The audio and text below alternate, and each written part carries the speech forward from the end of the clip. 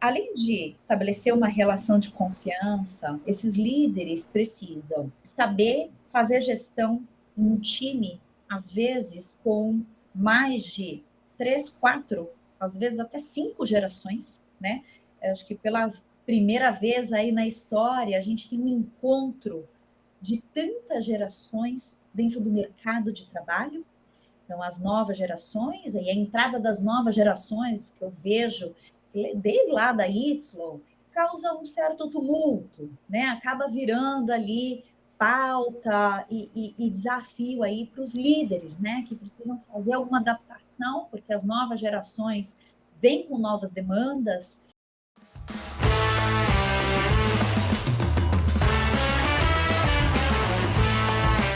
Seja bem-vindo ao Café Empreendedor, podcast sobre gestão e empreendedorismo mais antigo do Brasil, desde 2015, com episódios todas as semanas. Hoje, comigo, aqui como host, né, do Café Empreendedor, Leandro Knepper, olha só, começamos bem. Leandro Knepper, então, não está conosco, está aumentando o PIB do Brasil lá por Maceió, é isso? Em outra região. Olá, pessoal, bem-vindos a mais um episódio do Café Empreendedor. O Leandro está fazendo um trabalho com a Agência Arcona no encontro da BMI em Maceió, né? Essa semana toda está ausente, mas nós estamos aqui produzindo o conteúdo de qualidade que a gente sempre traz aqui no Café Empreendedor. A BMI, para quem não conhece, é a Associação Brasileira do Mercado Imobiliário, né? Então, que a Arcona é responsável pelo marketing, né, digital da BMI. Mas aqui no Café, então, a nossa missão é falar sobre empreendedorismo de uma forma simples a verdade nua e crua, sobre criar e gerenciar negócios com histórias empreendedoras e temas específicos. Já aproveita e segue aí o @Café Empreendedor. E para todo esse trabalho aqui, é claro que nós sempre falamos em nome dos nossos parceiros. Você já ouviu que o tempo é poder para o seu negócio, né? A Amazon coloca o seu produto na vitrine certa e entrega ele com um sistema de logística rápido e rastreável. Deixe a logística com a Amazon e ganhe mais tempo para alavancar a sua marca. E aqui no Café também falamos para a Agência Arcona Marketing de Resultado. Impulsione o seu negócio com design, tráfego e registro de marcas. Chama no Instagram no @Agência Arcona e também falamos para VG Gestão de Resultados, projetos e BPO nas áreas de estratégia, finanças e gestão de pessoas. Acesse o @VG Resultados no Instagram e saiba mais. Lembrando que o café é gravado aqui diretaço do Espaço Núcleo, então aproveita para seguir a turma no @coworking.núcleo, que é o que? É a casa do café empreendedor. Érica Martins, agora com as devidas apresentações feitas, o seu tradicional. Bom dia, boa tarde, boa noite para quem nos escuta na sua plataforma de preferência, no seu horário de preferência. Começando mais um episódio do Café Empreendedor, hoje bem especial, né, dentro do que a gente costuma falar aqui, trazendo um tema muito relevante. Muito relevante, com o formato que temos alguns episódios já gravados, né, online, então utilizando a ferramenta, mas fazia um tempinho já que a gente não gravava à distância, né? É verdade, faz um tempinho que a gente tem gravado só no estúdio, mas também em 10 anos, né, tem uma variedade de experiências da nossa produção de conteúdo. Aí temos mais. E hoje vamos trazer um assunto que já debatemos muitas vezes no Café Empreendedor, que é o tema de gestão de pessoas, das pessoas, da importância disso, mas nunca havíamos falado, né, trazido alguém para falar sobre o GPTW. Já tivemos empresas que têm o selo, que já conquistaram o selo do GPTW, mas a gente nunca abordou especificamente o selo, né, o prêmio, enfim, trouxemos ninguém menos, né, só ela que a gente vai apresentar logo para vocês. E o que temos de novidades aí no cenário aí econômico? O que está acontecendo, Érica Martins? Hoje é 3 de novembro, a gente sabe, né, que a produção de conteúdo e a postagem do conteúdo tem um delay, mas para quem nos escuta, 3 de novembro, primeira segunda-feira de novembro, que é a quinta-feira do ano. A gente já está aí, o pessoal já está postando memes, se precisar de mim só em janeiro, e por aí vai. Então, acho que é a hora de estabelecer prioridades, né? O que é importante que fique concluído aí em 2025, quando é que vai sentar para fazer o planejamento 2026, e enquanto isso, né, o mundo não para. Está tudo fervilhando, né, por todos os lados. E a gente hoje aqui vamos falar de pessoas, né? Que loucura. Lá na VG a gente faz férias coletivas, né? Então, lá pelo dia 18, mais ou menos, de dezembro, a gente já para. Então, pela conta, faltam 45 dias. Falta 1 mês e meio para o ano acabar. E tem gente que só começa depois do carnaval. Então, agora a gente entra no momento de férias eternas. Aí quase que 5 meses de férias. O aroma, a atmosfera de férias, a gente, né, vai falar com alguém, não sabe se está de férias, vai chegar num lugar, não sabe se está de férias, está quase entrando essa era mágica que começa por volta do Natal e oficialmente termina só depois do Carnaval, né? É isso aí. Então, sem mais delongas, vamos chamar ela, né, a nossa poderosa...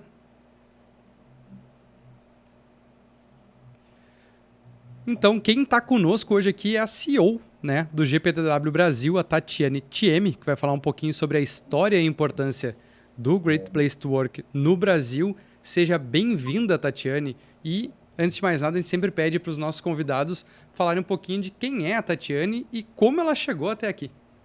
Bem-vinda. Olá, pessoal. Muito obrigada pelo convite. Vinícius, Érica, prazer estar com vocês aqui no Café Empreendedor. Muito obrigada pelo convite e gostaria de dizer que eu tô muito feliz, né, de participar desse podcast que tem tanta história, né, tanto tempo no mercado. Bom, começando aqui a apresentação, então sou Tati Thieme, gosto, né, de enfatizar que sou mãe, então sou mãe do Lucas, de 10 anos, mãe do Matheus, de 7 anos, esposa do Rodrigo, filha da dona Régia do Seu Ri, e estou CEO do Great Place to Work no Brasil há 3 anos, né? Mas há mais de 20 anos eu me dedico a essa temática, né? Da gestão de pessoas, da importância de colocar as pessoas no centro da estratégia dos negócios, né? E venho acompanhando também a evolução do tema trabalho. Então, tenho bastante história aqui para compartilhar. Eu acho que o importante aqui para os ouvintes, né, que tem o interesse nesse assunto empreendedorismo, é saber que a vertical pessoas, né, que a temática pessoas é fundamental para o sucesso dos negócios. Então, ao longo aí dos 20 anos, né, no Great Place to Work, eu venho acompanhando a evolução de indicadores e de estudos que comprovam essa relação direta. Então, cuidar de pessoas é cuidar dos negócios. E quando a gente faz bem, né, quando a gente tem uma estratégia para cuidar de pessoas, a gente vê o impacto nos resultados, inclusive nos resultados financeiros. Então, acho que ao longo aqui da nossa conversa, a gente vai ter a oportunidade, né, de mergulhar nessa temática que é tão fundamental aí para qualquer empreendedor. Perfeito. Eu assisti a palestra, né, da Tatiane, da Tati, né, ela se apresentou como Tati, então me deu a licença poética para chamá-la de Tati. Lá na Andave, né, então no encontro das empresas revendas do agro, né, desse mundo diferenciado, e eu lembro, Tati, que tu trouxe dados muito significantes, né, essa correlação entre o investimento em pessoas versus os resultados sólidos e resultados até financeiros, como tu mesmo trouxe. Acredito que seja também esse desmistificar um pouco também esse investimento em pessoas que muitas vezes é mal visto ou não é enxergado, ele não é visualizado como um investimento e sim como gasto, que ao contrário, né? O próprio selo e as pesquisas trazem que não é um investimento. Tu tem um retorno, as empresas que mais investem e que cuidam dessa parte de pessoas alinhada à estratégia têm resultados mais positivos, com reflexos em faturamento e tantos outros indicadores financeiros que são importantes. Então, acho que a temática de hoje também é falar um pouco sobre a história da GPTW, né? Então, para quem está nos escutando, entender o que é o Great Place to Work, né? Fazer rapidamente uma introdução do que é o selo, mas também depois a gente entrar um pouco mais a fundo sobre esses impactos positivos que, para quem nos escuta, precisa cair a ficha, né? Muito se fala já nos últimos anos sobre pessoas, gestão de pessoas, estratégia em gestão de pessoas, mas já passou da hora da gente começar a mostrar que estrategicamente nos resultados, lá na linha final, como a gente gosta de falar, também tem resultados diretos. Perfeito, Vinícius. Então, eu acho que ao longo, né, dos 30 anos do Great Place to Work no Brasil, então em 2026 a gente completa 30 anos de atuação no Brasil e praticamente no mundo. Acho que é interessante aqui compartilhar com vocês, né, a origem do Great Place to Work. Então, somos uma consultoria especializada em ajudar as empresas nesse processo de transformação, de engajamento dos colaboradores, que tem aí como premissa buscar a maximização do potencial humano. A gente tem, todas as empresas têm as pessoas, né? Independente do setor, do nível hierárquico, a gente precisa contar com o melhor de cada pessoa dentro da nossa organização. Então, a metodologia do Great Place to Work tem esse objetivo de proporcionar uma relação pautada em confiança. Quando a gente diz que uma empresa é um Great Place to Work, é uma empresa certificada, uma empresa ranqueada pelo Great Place, vocês podem entender que nessa empresa o que a gente encontrou aí como diferencial foi uma relação forte de confiança. Tá? Então, essa questão da relação de confiança é comum entre todas as empresas certificadas e ranqueadas pelo Great Place to Work. E essas empresas, quando conseguem estabelecer essa relação forte de confiança, elas têm aí como resultado a maximização do potencial de cada colaborador.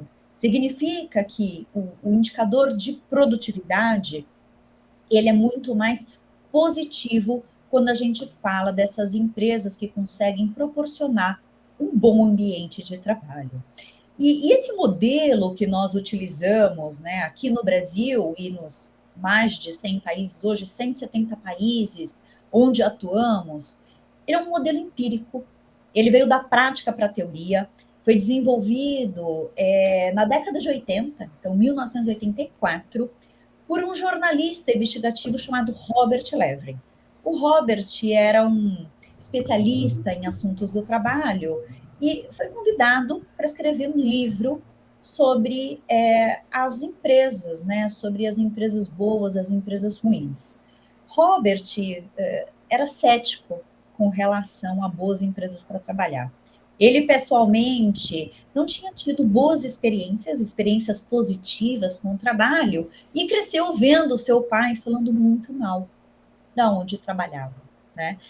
E então, quando ele recebeu a proposta, a tendência dele foi escrever algo muito mais sobre piores empresas do que melhores empresas.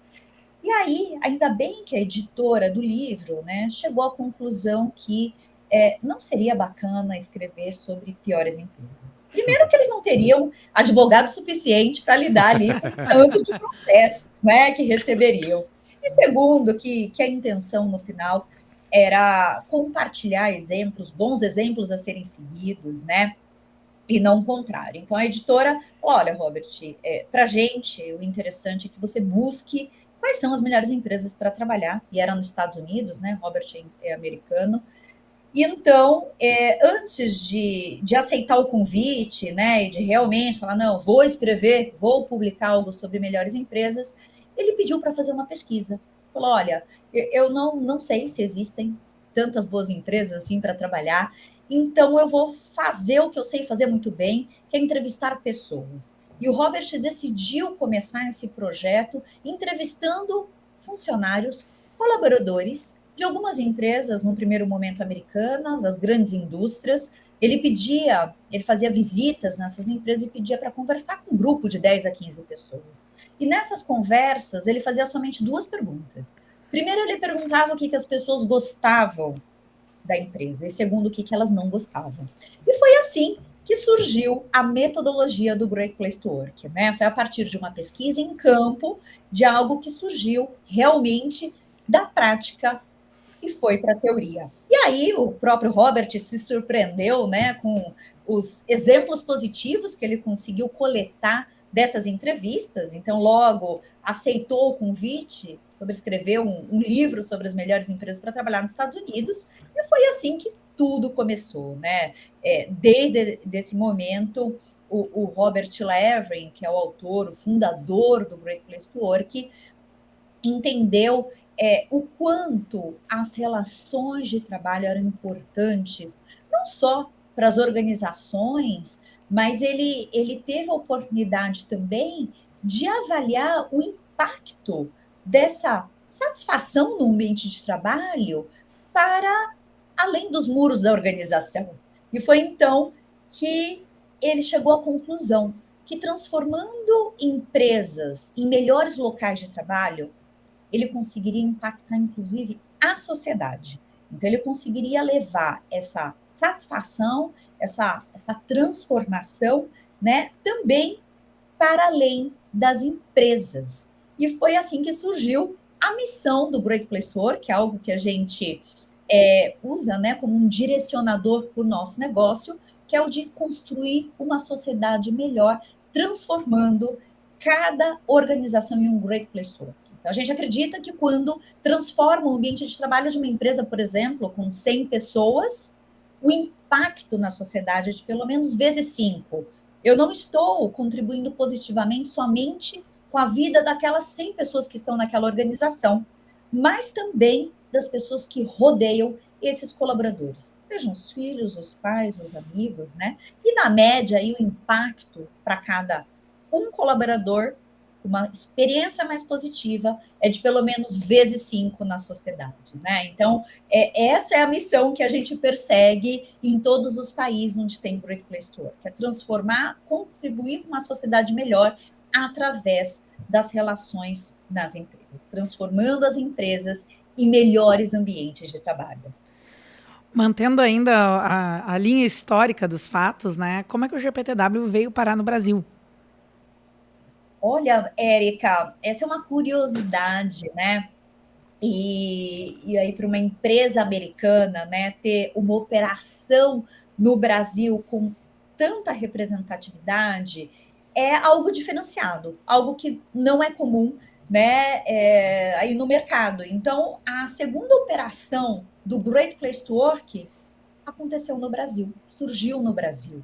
Em 1997, o fundador do Great Place to Work Brasil é um brasileiro, né? O nome dele é José Tolov Júnior. E o Tolov, na época, em meados de 90, ele trabalhava numa consultoria internacional, e estava nos Estados Unidos conduzindo um projeto. E teve a oportunidade de conhecer Robert Levin. Enfim, eles conversaram, o Tolov acabou se apaixonando pela temática, né? Viu muito potencial em transformar aquilo que era uma metodologia, então no primeiro momento era uma metodologia, né, que embasou uma publicação em um livro, em transformar em um modelo, né, em uma consultoria para ajudar as empresas nesse sentido. Então, em 97, o Tolov conseguiu trazer a representatividade do Great Place to Work para o Brasil, e antes mesmo do Robert Levin conseguir nos Estados Unidos, ele firmou uma parceria com uma mídia, com uma revista, que foi a revista Exame, aqui no Brasil, e fez a publicação das melhores empresas, de um ranking de melhores empresas para trabalhar, antes no Brasil do que lá nos Estados Unidos. Então, o Robert havia feito a publicação em livro, ele identificou, à medida que ele foi acompanhando as empresas, que aquelas empresas que ele mencionou no livro, elas talvez não fossem para sempre bons ambientes de trabalho, as melhores empresas para trabalhar, né? Que era necessário, que esse é um trabalho contínuo, que deve ser contínuo e consistente. E que se a empresa não conseguir manter essa consistência, talvez ela não consiga manter um nível elevado de confiança e, consequentemente, o alto engajamento dos colaboradores. Então, o Robert, naquele momento, chegou à conclusão que ele deveria colocar um termômetro nessas organizações, pelo menos uma vez por ano, para ver se elas realmente tinham conseguido manter essa excelência em gestão de pessoas, né? E viu, então, que dessa forma, ele precisava de um parceiro que possibilitasse fazer a publicação anualmente. E aí, quando ele começou a estimular ali, né, os contatos, pensando nesse formato de publicação, em paralelo, esse empreendedor brasileiro, José Tolove Júnior, tinha voltado para o Brasil com essa representação da marca e muito rapidamente conseguiu a parceria com a Mídia Exame. Então, a lista de melhores empresas para trabalhar brasileira foi a primeira lista do mundo. O Robert conseguiu publicar nos Estados Unidos um ano depois, em 1998, em parceria com a revista Fortune, que é até hoje a nossa parceira de mídia lá nos Estados Unidos. Muito bem, não.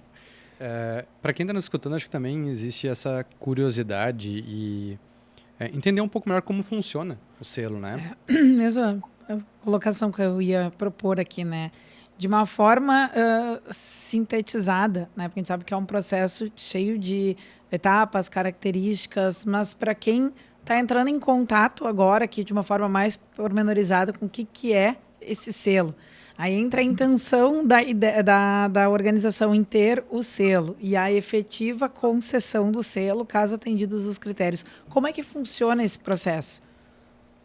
De uma forma muito simples, Érica. Ele é um selo, né, um reconhecimento conquistado a partir da voz dos funcionários, tá? Então, o nosso papel, o papel do Great Place to Work, é aplicar uma pesquisa, né? Convidar aí os colaboradores da organização a responderem essa pesquisa para que a gente entenda qual que é a relação de confiança. Então, com base em aproximadamente 60 questões, um questionário bastante completo, a gente consegue entender qual que é o nível de confiança que existe dentro da organização. Então, a gente mede essa confiança. Se a empresa atinge pelo menos 70 pontos nesse indicador de confiança, ela já recebe o selo de certificação do Great Place to Work. A gente costuma dizer que a certificação é o primeiro passo que todas as empresas precisam dar. Conquistado o selo de certificação, essas empresas, elas têm a oportunidade de concorrer a algum dos nossos rankings. E aqui no Brasil, à medida que o negócio foi sendo desenvolvido, foi crescendo, e para que a gente conseguisse, né, no Brasil a gente tem uma extensão territorial e uma diferença de maturidade, principalmente quando a gente olha as diversas localidades do nosso país e os diversos setores. Então, para que a gente conseguisse abranger a todas as organizações, né, e se aproximasse aí da realidade, da particularidade de cada mercado, a gente foi ampliando a nossa atuação, então, com diversos tipos de rankings. Começamos lá em 97, né, como eu estava contando, quando o Tolove chegou aqui no Brasil, em parceria com a revista Exame, com o ranking nacional, as melhores empresas para trabalhar no Brasil. E à medida que a gente foi crescendo e conhecendo as necessidades do mercado, a gente viu que as empresas que concorriam àquele ranking nacional eram, maioria, quase que 100%, tá? Empresas da região sudeste, e principalmente do estado, da cidade de São Paulo. 70% era a cidade de São Paulo. Então, quando a gente chegava, né, e eu tive a oportunidade de participar de todo esse processo, né, da construção, das decisões, na época eu era da área de relacionamento do Great Place to Work, e viajava Brasil todo, né, convidando empresas, se aproximando de empresas de diversas regiões para concorrer ao ranking do Great Place to Work, o que eu ouvia 20 anos atrás. Kátia, muito legal essa proposta, mas não é para mim. Olha só tem empresas multinacionais nesse ranking, só tem as empresas que estão lá na Faria Lima, né? Não me identifico, eu não tenho condições de concorrer com essas empresas que estão aí no seu ranking.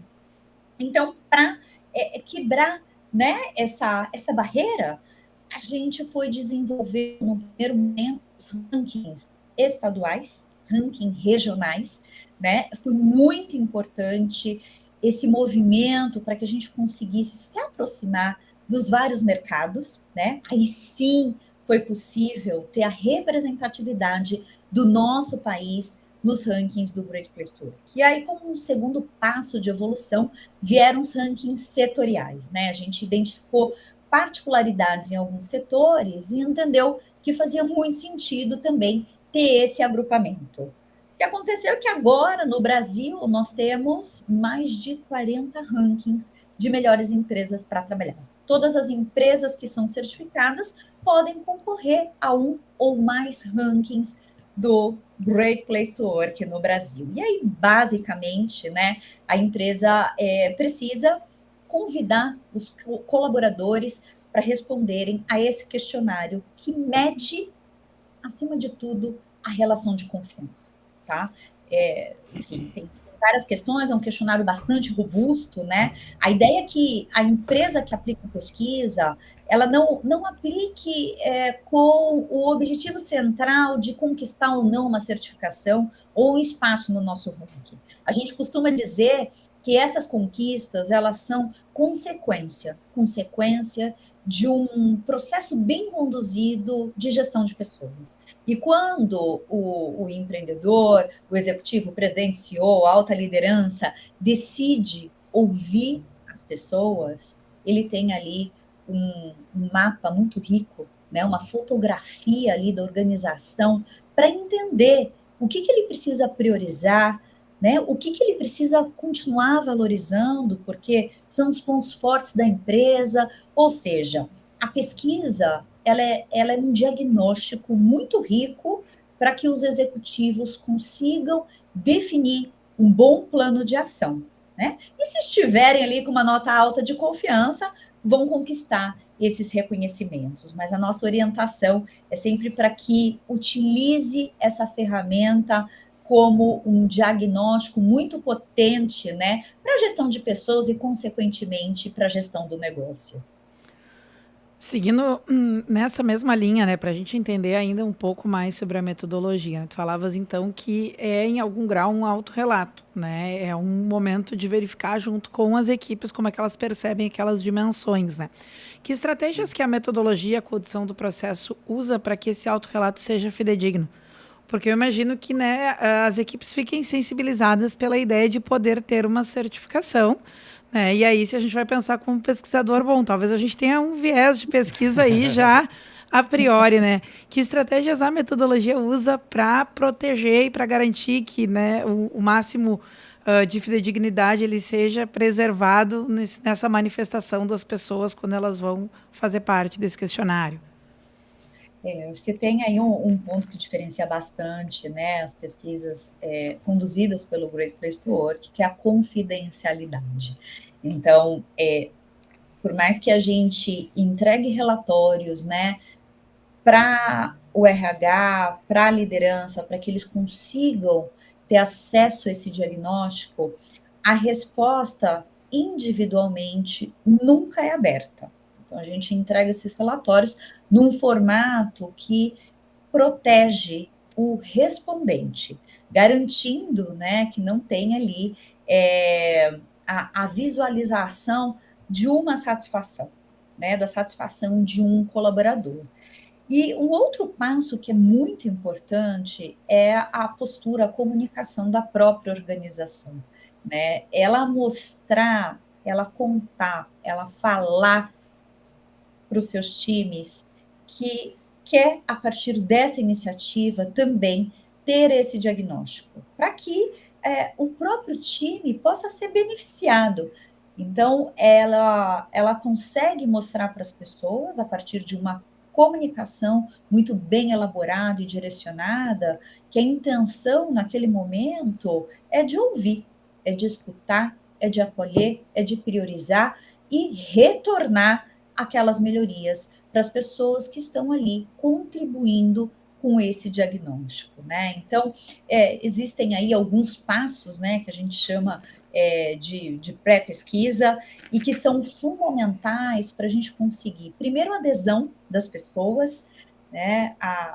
Eu falei bastante aqui sobre atingir 70% de confiança, mas a empresa só vai atingir 70% de confiança se tiver também uma amostra mínima de pesquisa atingida, para a gente garantir a representatividade estatística desse insumo, desse resultado, né? E aí a comunicação, então, ela é muito importante em todo esse processo. Eu ia te questionar, tá? Desculpa te interromper, mas só para tu complementar aí na tua resposta, existe um número mínimo de colaboradores para as empresas participarem?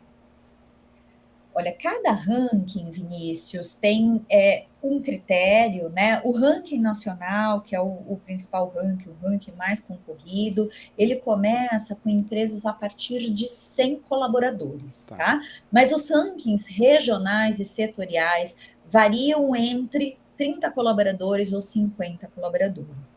E as empresas a partir de 10 colaboradores podem aplicar a nossa pesquisa para conquistar a certificação, tá? Então, essa também foi uma evolução, né, no nosso modelo ao longo desses anos, entendendo que qualquer empresa, de qualquer tamanho, em qualquer lugar, pode ser um Great Place to Work. Num primeiro momento, a gente tinha essa restrição com empresas pequenas.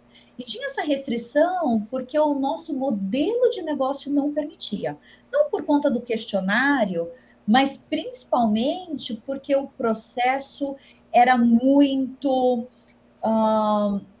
dependia muito das pessoas, né? Então, uma aplicação de pesquisa, eu precisava envolver pelo menos 2 consultores, e aí a gente falando de hora homem, a conta não fechava. E uma precificação que não atendia as empresas pequenas. Há quase 10 anos atrás, a gente, assim como várias empresas no mercado, passamos por uma transformação digital, né? A gente fez um trabalho muito bem feito e a gente tinha ali como horizonte, né, como objetivo dessa transformação digital, desenvolver um produto acessível para as empresas menores. Então, olhando o Brasil, 80% das empresas são empresas pequenas, empresas médias. Então, para a gente conseguir, de fato, atender a nossa missão de levar essa transformação positiva, impactando aí o nosso país, a gente entendia que precisava desenvolver preço e produto para as organizações menores. Isso aconteceu há quase 10 anos atrás, com o advento, inclusive, da certificação. Então, a certificação também é uma iniciativa relativamente nova. Nós começamos o nosso negócio formatando os rankings de melhores empresas para trabalhar, e a certificação veio depois, nesse processo em que a gente conseguiu viabilizar a aplicação da metodologia Great Place to Work para as empresas pequenas também. Então, desde então, falando de Brasil e mundo, nós tivemos um crescimento muito importante, um crescimento exponencial, e agora sim a gente consegue dizer que colabora com a transformação do mundo, né? Porque o produto é acessível a qualquer empresa de qualquer tamanho, de qualquer lugar. Muito bem. Eu tenho começou a falar de números, eu gosto muito de números, né? Sou o cara que... Mas tem como abrir mais ou menos hoje qual é o número de empresas que participam hoje do selo? Sim, Vinícius. Falando de Brasil, né? Nós tivemos, então, acabamos de fazer a publicação do ranking das melhores empresas para trabalhar no Brasil em 2025.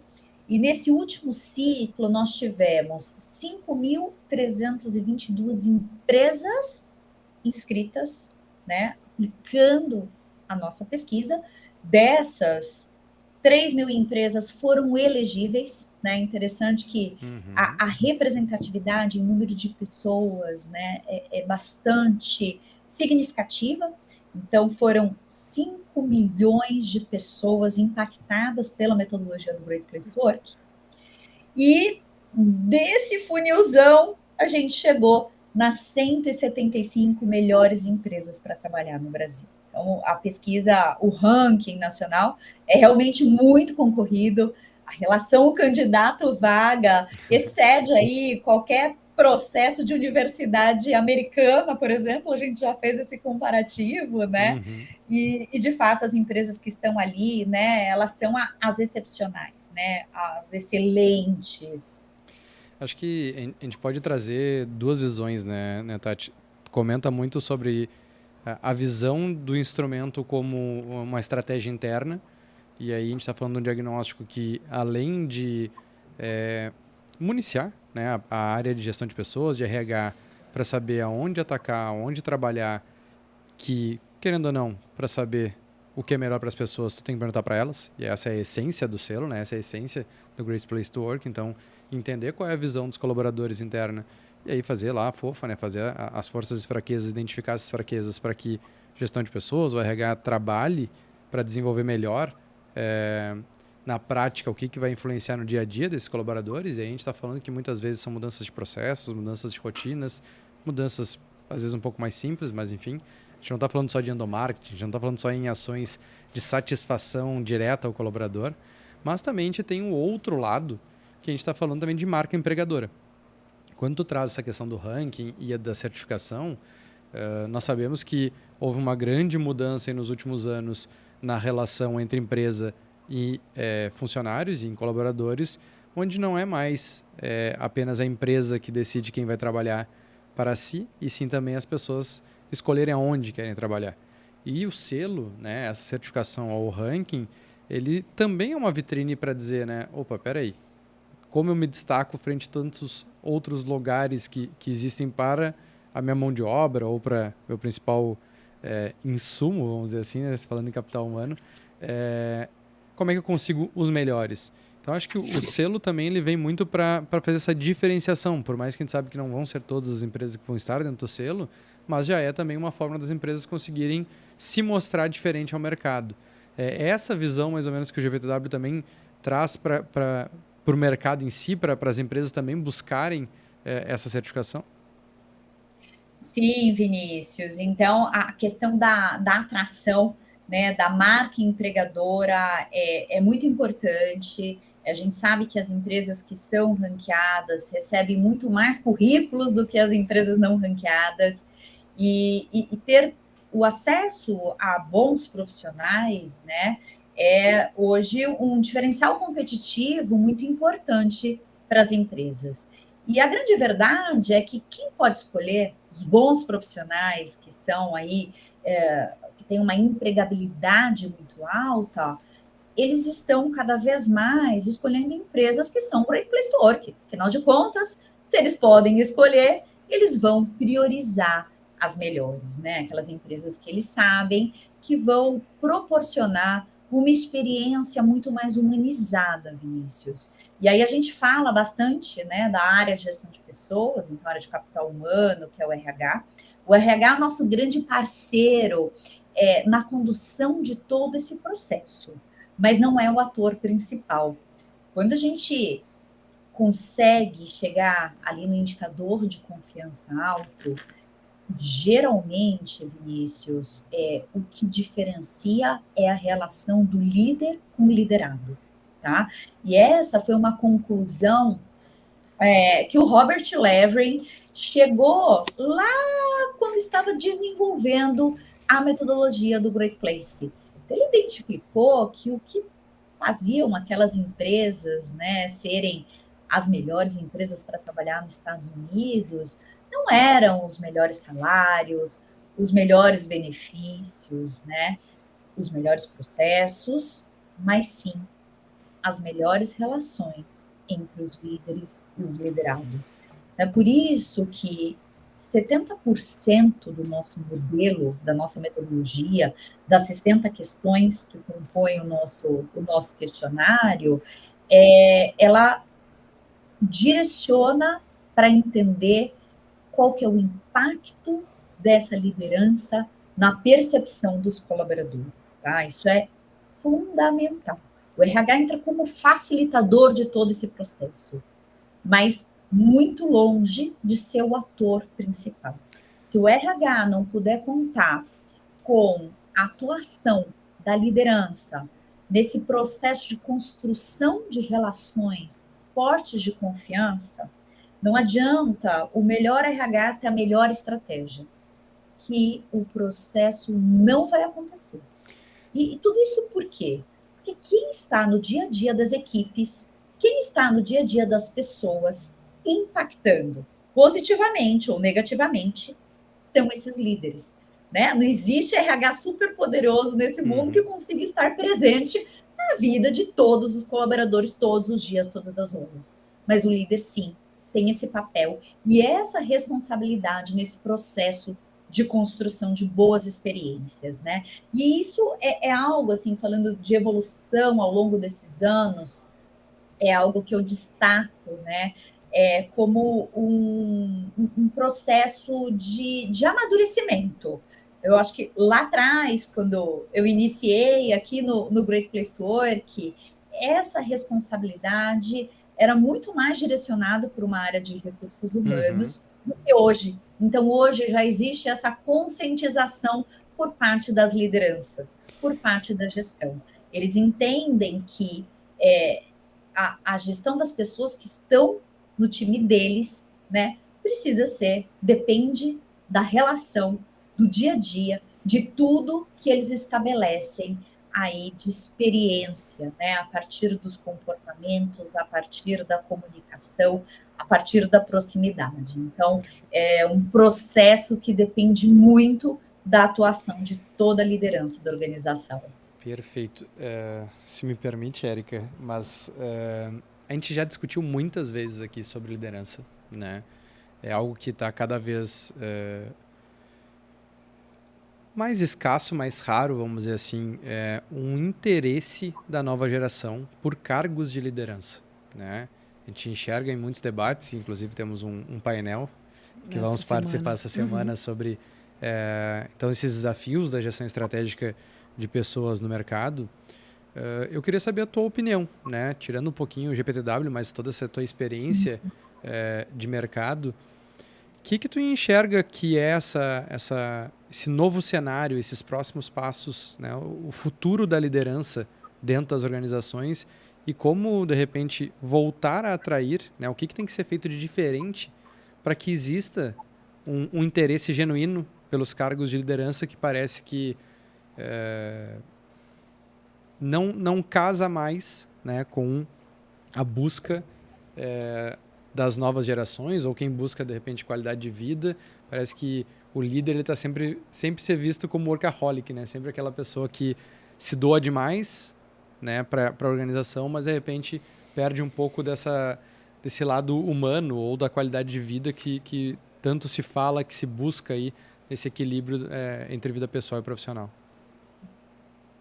Vinícius, de fato, o que eu vejo acompanhando essa temática ao longo aí desses 20 anos, né, imersa em gestão de pessoas, é que nunca foi tão difícil fazer gestão de pessoas como nos dias de hoje.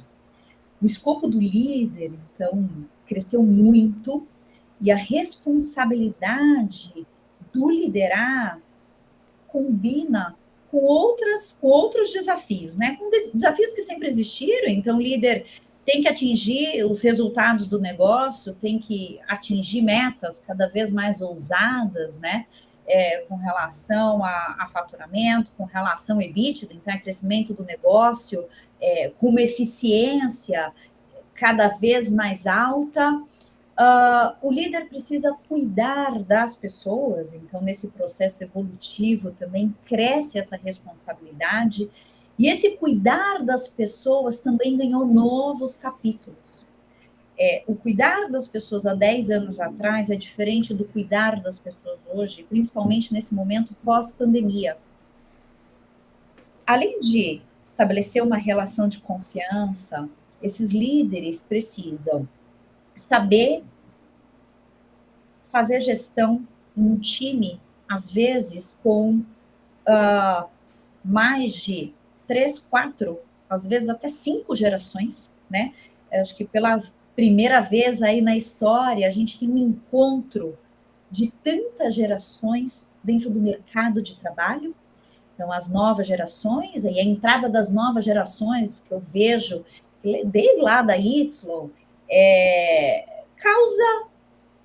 causa um certo tumulto, né? Acaba virando ali pauta e desafio aí para os líderes, né? Que precisam fazer alguma adaptação, porque as novas gerações vêm com novas demandas, e essas novas demandas, né, exigem desses líderes adaptações nesse como fazer a gestão.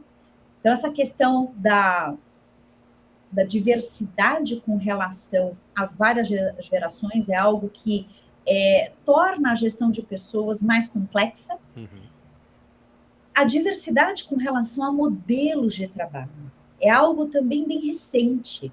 A gente não tinha, até pouco tempo atrás, até antes da pandemia, tantas empresas operando com 3 modelos de trabalho. É isso que a gente encontra hoje, né? É muito comum você conversar com um gestor que fala que parte do time dele está no 100% presencial, outra parte no 100% remoto e outra parte no modelo híbrido. Então, imagina só o impacto, né, na comunicação. A comunicação desse líder, com um time tão diverso com relação ao modelo de trabalho, também está muito mais difícil, né, muito mais desafiadora. Entra a questão de saúde mental. Então, esse líder precisa também, né, lidar com as vulnerabilidades dele, como pessoa, como ser humano, e também do time, também da equipe, né? Existe aí essa demanda, e aí, além das questões, né, que envolvem as temáticas da diversidade, que é algo também que esses líderes precisam se adaptar, precisam aprender, e as transformações aí decorrentes da tecnologia. Eu falei aqui até, né, do processo da transformação digital que aconteceu há 10 anos atrás, e que agora chega com uma carga muito mais desafiadora, que é o advento da inteligência artificial, e que impacta, né, acho que diferente do que a gente vivenciou lá com a transformação digital há 10 anos atrás, que eu podia definir uma parte da minha estrutura, né, que seria treinada para trabalhar naquele novo contexto. Agora, com o advento da inteligência artificial, eu preciso garantir algum tipo de treinamento, algum tipo de repasse para a organização como um todo, né? Não tem mais a área que deve ser especializada em inteligência artificial. Ela vai impactar todo mundo, ela vai impactar todas as cadeiras, todas as áreas. Então, eu, como líder, preciso garantir que essa informação, que as pessoas que trabalham comigo recebam ali o mínimo de treinamento, de capacitação para conseguir lidar nesse novo contexto. Então, trouxe aqui, né, os principais elementos dessa gestão de pessoas e por que ela está mais complexa. E aí a gente vê essa nova geração entrando, né, não querendo esse escopo, porque de fato está muito mais desafiador, né? Mas acho que, assim como todas as mudanças, né, que a gente vem enfrentando, e eu acho que em velocidade cada vez mais elevada, né, cada vez mais rápido o processo de transformação que a gente vê no mundo, e tudo que acontece fora, a gente precisa trazer na mesma velocidade para dentro das nossas estruturas, para dentro das nossas empresas, né? O que eu costumo dizer para o meu time é que a mudança, né, é a única certeza que a gente tem, a única constante, a única variável que vai ser constante. O resto a gente vai ter que ir adaptando, né? Mas a mudança já é uma certeza.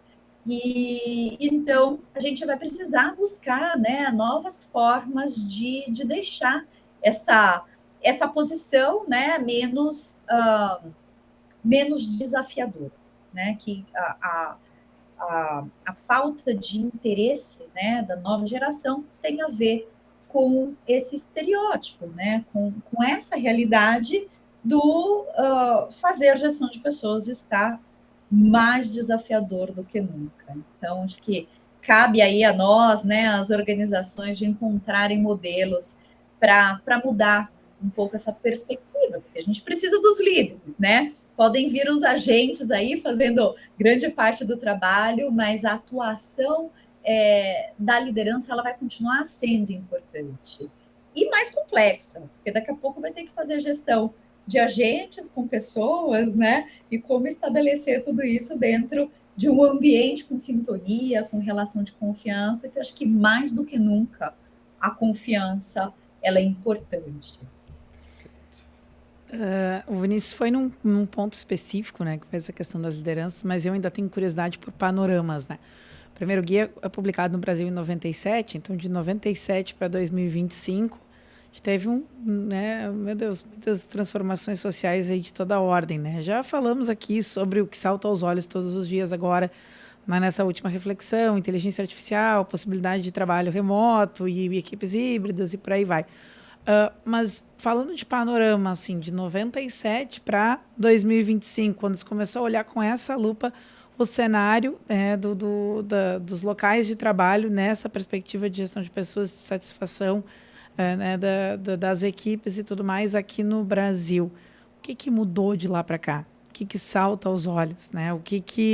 Nossa, a gente vinha desse jeito, agora está tendendo a ir para esse jeito. Onde é que estão as grandes transformações da área de gestão de pessoas, pelo menos, ou daquilo que cabe essencialmente a ela, nesse período que a GPTW se dedica a olhar para isso aqui no Brasil?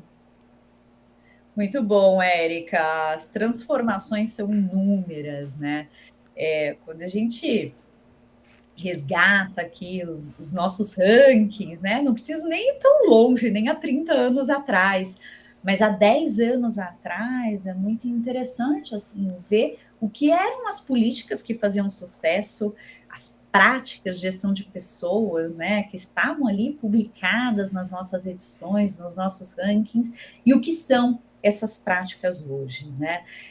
Se eu pudesse simplificar essa análise, eu traria, Érica, a variável, né, humanização para todo esse processo, né? Humanização e individualização. Antes, acho que todo o contexto permitia que as práticas de gestão de pessoas fossem muito mais para o grupo como um todo. E hoje... Estava ok trabalhar para grupos, né? Trabalhar para grupos, né? Então, olhava-se ali o grupo, estabelecia algumas práticas e estava tudo bem, né? E dava certo. E já era muito, dependendo do contexto, né? Exato. Mas a grande verdade é que se eu resgatar as práticas de 10 anos atrás, né? Que eram as práticas das melhores empresas ali naquele ano, e implementar hoje uma empresa... Tenho certeza que essa empresa não vai estar mais no ranking, né? A forma, a confiança continua sendo o ponto central nessa equação. O que a gente media há 30 anos atrás, o que a gente media há 10 anos atrás, o que a gente mede hoje é a confiança. Continua sendo a confiança. Confiança, e aí, como eu disse, né, mais do que nunca, ela é importante aí para o sucesso das organizações. A questão é que o como se chega, o como se constrói essa relação de confiança mudou muito. Então, antes, era muito mais para o grupo, né? Considerando ali características da organização como um todo, ou no máximo ali de grandes áreas. Agora não, o gestor tem um desafio também de adaptar essas práticas, essas políticas, essa gestão de pessoas para o indivíduo. As relações são individuais, né? Acho que da mesma forma como a gente vê a transformação na experiência do cliente, né? Falando aí de marketing, que cada vez mais os algoritmos permitem a indicação de um produto, de uma solução ali para aquele indivíduo e não mais para os grupos, a gente vê esse mesmo processo acontecendo na gestão de pessoas. Os líderes que conseguem ter sucesso, que conseguem ter níveis altos no Trust Index, que é o indicador de confiança que a gente avalia no Great Place to Work, são aqueles que conseguem estabelecer uma rotina de muita proximidade com seus liderados, né? Líderes que fazem, por exemplo, conversa de one-on-one com bastante frequência, conversa de one-on-one, conversar, ouvir, falar.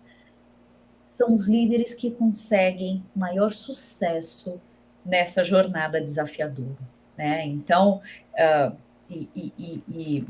muito comum a gente, nas organizações, fazer a apresentação dos diagnósticos, um líder levantar a mão e falar, olha, mas eu não tenho tantos recursos, não estou conseguindo promover ninguém esse ano. Não é isso, né?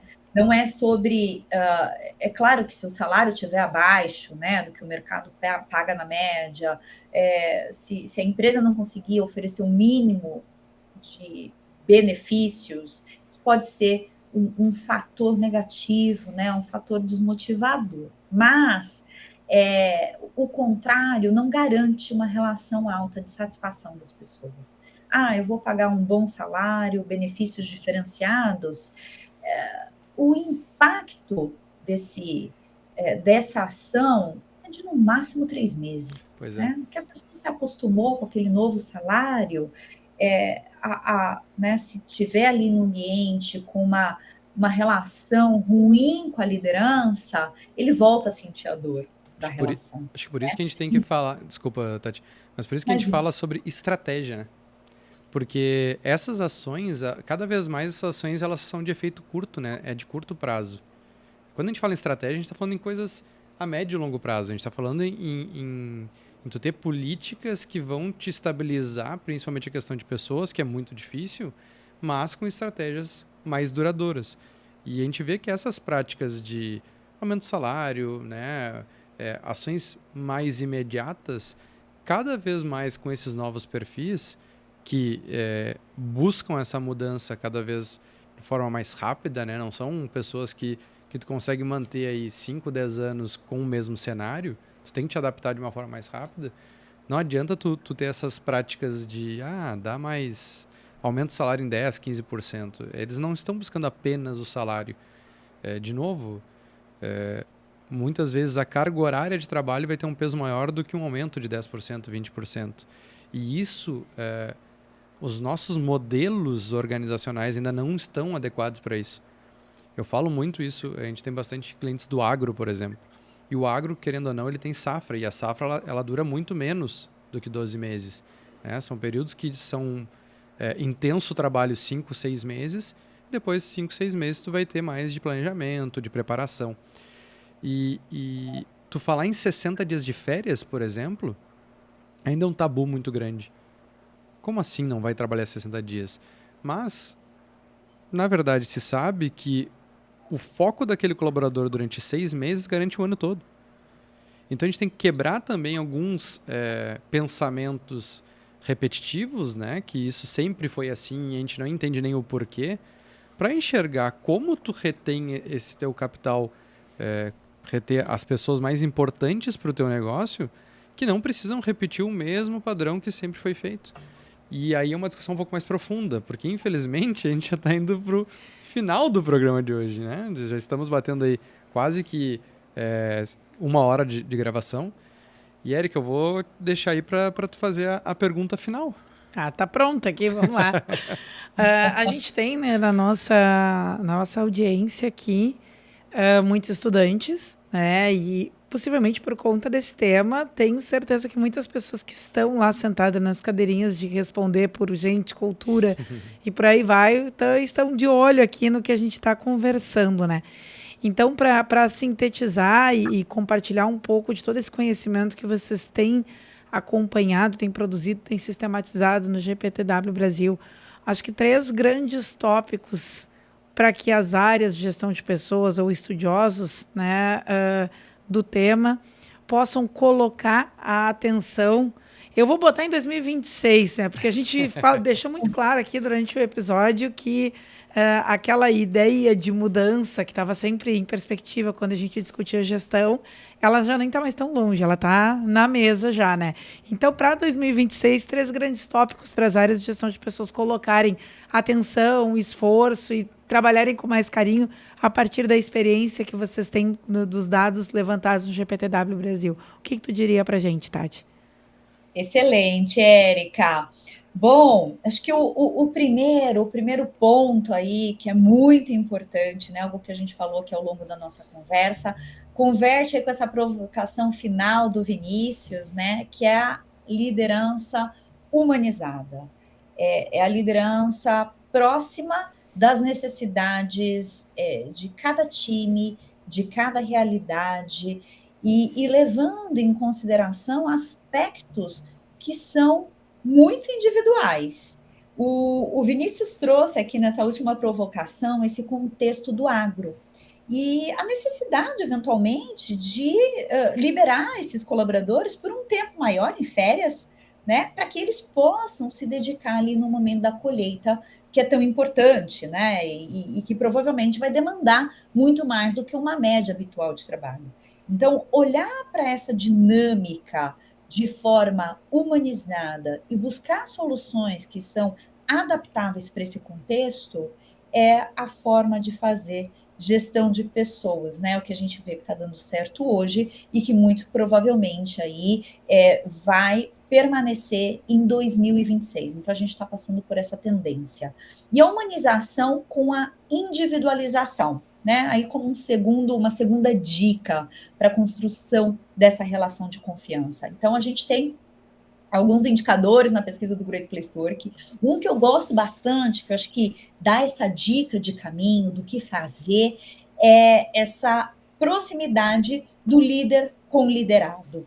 E nas nossas pesquisas, a gente mede a quantidade de feedbacks que as pessoas percebem que recebem, né? Então, não basta o líder falar, eu dou feedback todo mês, eu dou feedback toda semana. A gente pergunta para o liderado, quantos feedbacks você recebeu?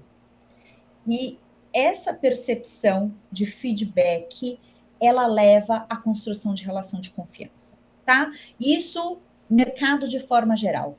Quanto mais feedbacks, né? A conversa de duas vias, o ouvir, né? Ouvir, escutar e falar também, mais forte a relação de confiança, tá? Então, essa proximidade, essa humanização com essa individualização. E aí, como terceiro tópico, a consistência. Esse processo de gestão de pessoas, ele precisa ser contínuo e consistente. É uma pauta, assim como a gente olha para o fluxo de caixa nas nossas empresas, assim como a gente olha para a receita, para o DRE, para o EBITDA, a gente precisa olhar também para o indicador de pessoas. Né? E esse indicador de confiança é o que a gente pode aí definir como o indicador de negócio importante que representa as pessoas dentro aí da nossa organização. Então, acho que seriam esses 3 passos, principalmente, Érica e Vinícius. E o bônus, né? Buscar engajar no processo de certificação GPTW, né? Uma dica bônus também aqui. Perfeito. Puxar os quadros? Vamos puxar nossos quadros, então, indo para a reta final do nosso episódio. Nós temos um quadro, Tati, que é o outdoor do empreendedor.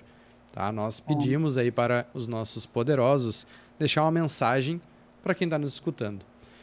Geralmente a gente procura aí um local para deixar essa frase em evidência, mas nada melhor do que, né, na lista, né, encabeçando, o cabeçalho da lista do ranking do GPTW vai estar essa mensagem que tu vai deixar aí para os nossos empreendedores. A gente dá um tempinho para pensar, ela pode ser autoral, pode ser citação, não tem problema. Enquanto a gente faz nossos outros quadros aqui, vamos direto para o nosso Gotas de Inspiração. Legal. Eu queria deixar uma mensagem que é do Great Place to Work, né? Que acho que é um resumo aí do nosso modelo, da nossa metodologia. Então, que é assim, a excelência, ela começa com a liderança. Os líderes moldam a experiência e a experiência molda a cultura. Tá? Acho que esse ciclo, ele resume muito bem, né, tudo que a gente trabalha e avalia, pesquisa no Great Place to Work. Então, que a excelência começa com a liderança, os líderes moldam a experiência e a experiência molda a cultura. Tá? Muito bem. Tá aí a reflexão. Tudo bem, a Tati nem precisou do tempo já, colocou pra gente na hora, que ótimo. Maravilha. Muito obrigada. Vamos lá, Vinícius. Então vamos para o nosso Gotas de Inspiração. Líderes corajosos que vivem seguindo os próprios valores nunca ficam calados quando o assunto é difícil. De novo. Replay. Deixar o momentinho para a trilha, né? Mas então, líderes corajosos que vivem seguindo os próprios valores nunca ficam calados quando o assunto é difícil. Martins Érica, curadoria diretamente do nosso Estante do Empreendedor, né?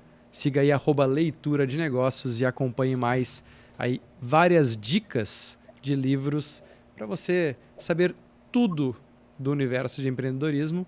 Da onde vem essa dica, essa gota de inspiração, Érica Martins? Então, na nossa estante de hoje, né, a gente sempre faz a dobradinha, o Gotas sai da estante. Na nossa estante do Café Empreendedor de hoje, a nossa dica de leitura é um livro chamado A Coragem para Liderar, da Brené Brown, que é famosa por seus TED Talks e suas contribuições. Ela que é doutora, professora e pesquisadora da Universidade de Houston, e ela traz uma definição de liderança. Caiu a minha folhinha aqui, deixa eu achar, tinha uma fitinha marcando aqui. Aqui, ó. Minha definição de líder é qualquer um que assuma a responsabilidade de encontrar potencial em pessoas e processos e que tenha a coragem de desenvolver esse potencial. Então, é isso sobre esse livro, sobre isso que este livro vai falar, né? Ele vai falar sobre... Ela fala muito sobre a coragem nas escritas e nas palestras, falas dela de forma geral, né? E aí ela traz isso para o universo da liderança. Ela fala muito das organizações, muito da dinâmica do trabalho, mas tem coisas ali que vão para a vida pessoal com muita tranquilidade, tanto que ela fala em algum momento, né, nos papéis dela de liderança como esposa, como mãe e por aí vai. Então, quem vai para essa posição de enxergar potencial em pessoas, processos, tá, né, nesse contexto do que é a liderança para esse livro. E aí ela vai fazer uma grande reflexão, vamos falar assim, né, sobre a coragem que a gente precisa para liderar, mas de um ponto de vista realista, né, e trazendo dicas técnicas, experiências, boas práticas do que funciona, ou pelo menos do que é mais desejável, né, nas relações de liderança. 292 páginas, aí a 20ª edição já está, 2023. Já deve estar mais, né? Esse meu não é dos mais novos. E a Brené Brown também ficou muito conhecida quando ela aborda nos TEDs a questão da vulnerabilidade, né? Então, e ela fala sobre isso aí também. A gente fala muito aí sobre inteligência emocional, sobre a questão da saúde mental, e a vulnerabilidade dentro do mercado de trabalho, ele ainda é um tabu muito grande, né? Nós temos que vestir armaduras, aí, roupas que a gente não pode se colocar como frágil. Muitas vezes no cargo que a gente ocupa, né? Então imagina uma CEO chorar na frente da sua equipe, né? Isso está se quebrando, esses grandes tabus, para a nossa felicidade, porque a gente sabe que não existe aí duas vidas paralelas e sim uma pessoa só, e ela vai ter impacto de todas as formas com tudo que acontece na sua vida. Então, Brené Brown, vindo aqui para a nossa estante do empreendedor. Novamente, já teve com outro título, né? Novamente. Muito bem, agora Jabá. Vou deixar aí a Tati falar sua mensagem final, e também quem quer falar com a Tati, procurar a Tati, e também procurar o GPTW. Quais são os contatos, Tati? Excelente. Quero agradecer aí novamente, né, pela oportunidade. Gostei demais de bater esse papo aqui com vocês, Vinícius, Érica. Então, para quem quer conhecer mais o GPTW, é só entrar no nosso site www.gptw.com.br. E aí eu estou no LinkedIn, então uma possibilidade é via site Great Place to Work, e outra possibilidade é diretamente via LinkedIn. Eu estou como Tatiane Thieme, e aí vai ser um prazer receber mensagem de vocês, né, e até a conexão. Então, é uma rede aí que eu tento me manter presente, né, compartilhar aí resultados de pesquisas, eventos. Então, vai ser muito bom encontrar vocês por lá. Muito bem. Muito obrigada por estar conosco hoje. Foi uma grande contribuição a gente poder conhecer um pouco mais, não só sobre a metodologia, mas sobre a empresa no Brasil, sobre a origem e, de quebra, tudo que a gente pôde refletir sobre gestão de pessoas, né, e futuro nas organizações, principalmente no que diz respeito às relações de trabalho. E para todo esse trabalho aqui, é claro que nós sempre falamos em nome dos nossos parceiros. Você já ouviu que o tempo é poder para o seu negócio, né? A Amazon coloca o seu produto na vitrine certa e entrega ele com um sistema de logística rápido e rastreável. Deixe a logística com a Amazon e ganhe mais tempo para alavancar a sua marca. E aqui no Café também falamos para a Agência Arcona Marketing de Resultado. Impulsione o seu negócio com design, tráfego e registro de marcas. Chama no Instagram no @Agência Arcona e também falamos para VG Gestão de Resultados, projetos e BPO nas áreas de estratégia, finanças e gestão de pessoas. Acesse o @VG Resultados no Instagram e saiba mais. Lembrando que o café é gravado aqui diretaço do Espaço Núcleo, então aproveita para seguir a turma no @coworking.núcleo, que é o que? É a casa do café empreendedor. Agradecer mais uma vez a audiência de vocês e até a próxima. Valeu! Até mais. Tchau, tchau, pessoal. Tchau, tchau.